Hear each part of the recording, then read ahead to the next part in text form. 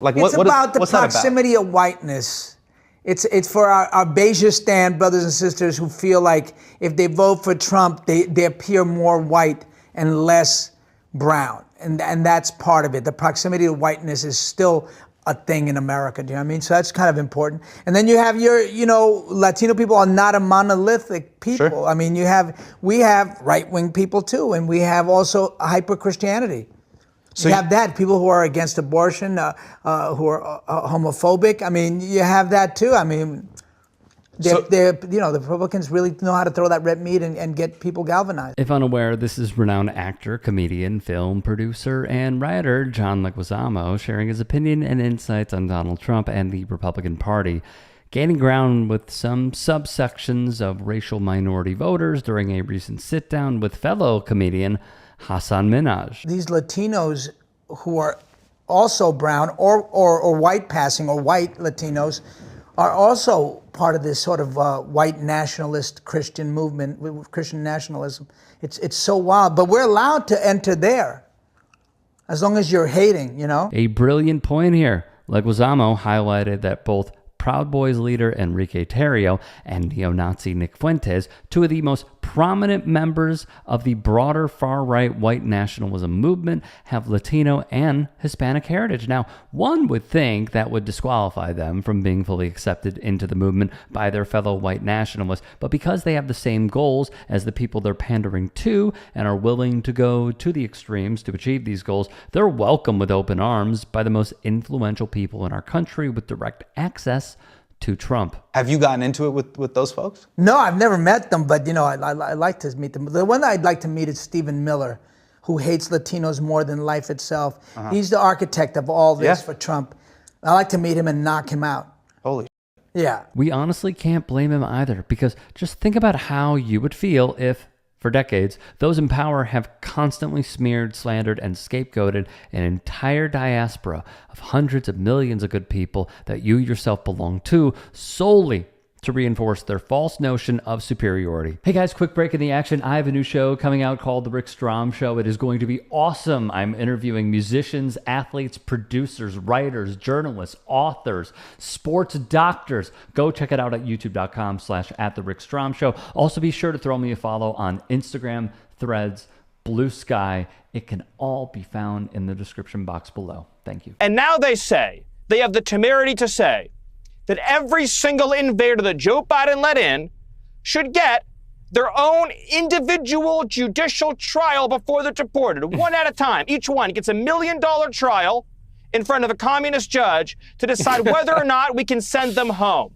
How about hell no? How about we pick them up and we get them out of this country so they can't hurt anyone else? Just so you're 100% clear about what Miller and the Trump admin are suggesting, they're calling for the wholesale elimination of due process rights, which is not only immoral, but as Maryland Congressman Jamie Raskin and UPenn law professor Kate Shaw will point out, is completely illegal. What does due process actually mean?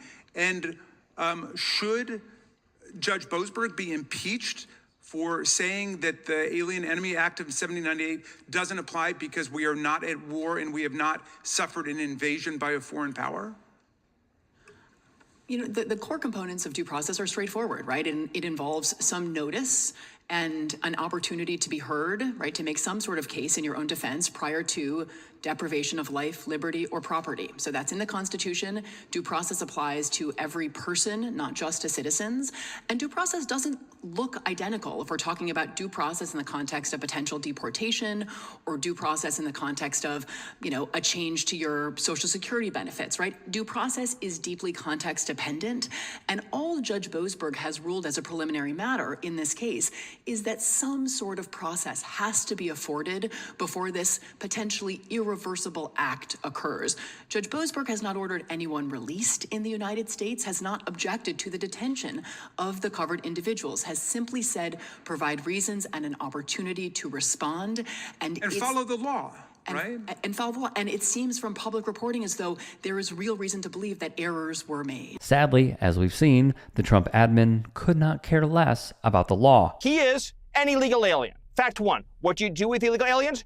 You deport them. Fact two, he's an MS-13. What do you do with illegal aliens who are also in a transnational terrorist organization, you deport them more quickly. Oh, and on top of that, he's implicated in human trafficking. Deport, deport, deport. This is who they're going to bat for. What are we supposed to do?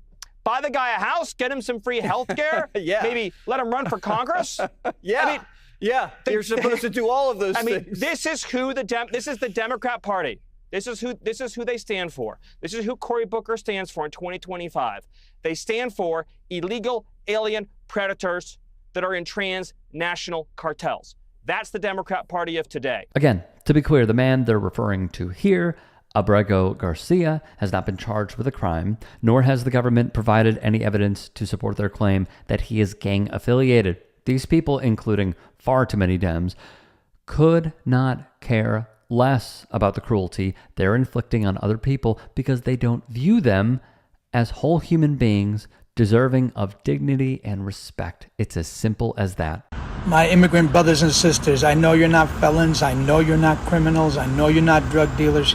You're the hardest working people in America. You inspire me. And I feel pain for your plight. Nobody gets the joy of seeing you picked up and handcuffed. It breaks my heart to see Latin people, Latin bodies being treated this way. We need to stand up for each other. We need to stand up. You can't be quiet during this presidency. You need to act up, speak up, and fight. And do whatever powers we have, whatever tools we have to use them. It's insulting and demeaning to our whole race as a people, as an ethnic group, and we cannot stand for it. It dehumanizes us.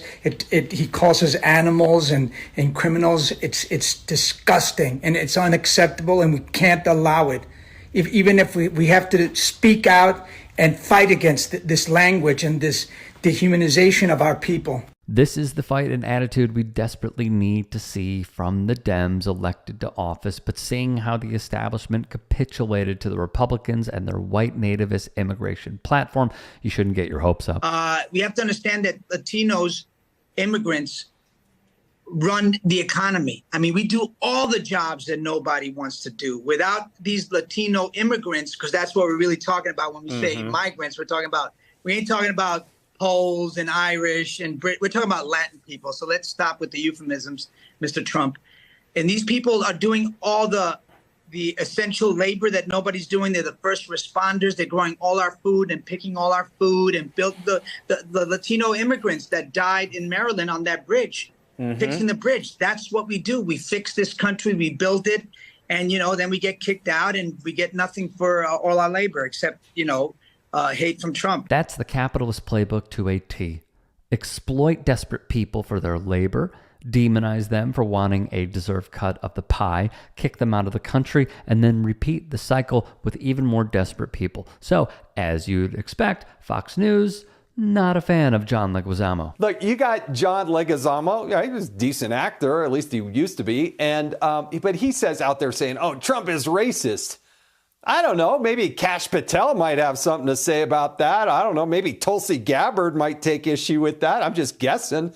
What's your take on Donald Trump, the racist? I mean, that's such an old, tired trope that they throw out there that's just doesn't hold water. How dare he say this about Donald Trump's White House? Open your eyes, people. This is why you have a 27% approval rating, because people are looking at this White House and saying it has more firsts than any others. I mean, you've got women, you've got gay, you've got black, you've got Latino. Stop saying this about this White House. They're not hiring for race. They're hiring for quality, and they've got great quality people. Leave it to failed MAGA gubernatorial candidate turned conservative propagandist Tudor Dixon to defend the administration from the very credible racism and bigotry allegations levied by Leguizamo and so many more. We are living in dark times, and organizing and joining together is the only way to pull ourselves out of the mess unfolding in front of our eyes. If you can and are willing, please become